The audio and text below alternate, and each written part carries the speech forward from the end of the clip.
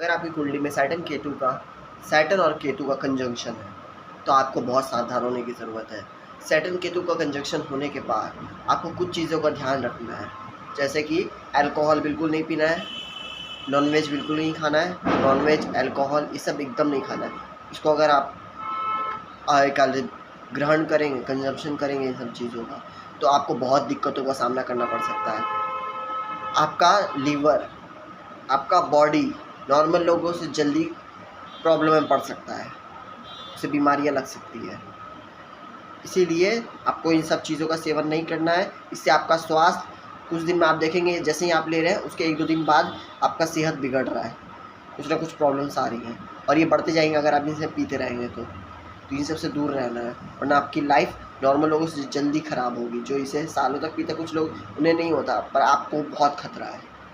अगर जिसके जिसके कुंडली में ये कॉम्बिनेशन नहीं है उसको तो कोई इतना दिक्कत नहीं है, पर आपके लिए बहुत दिक्कत की बात है।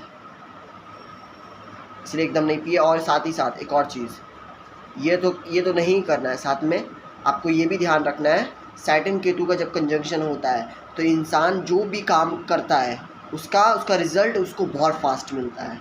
यानी कि अगर आज आपने कोई अच्छा काम किया तो उसके बहुत चांसेस हाई है कि आपको उसका रिज़ल्ट 1 हफ़्ते के अंदर मिल जाए, और कभी कभी अगले दिन ही मिल जाता है, अगले दिन, परसों या उसी दिन।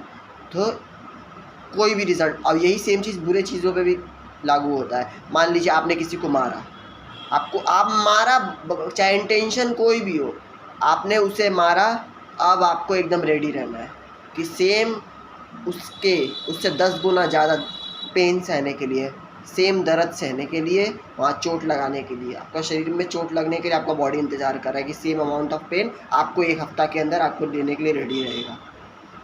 कई बार तो अगले दिन, परसों ही रेडी रहता है।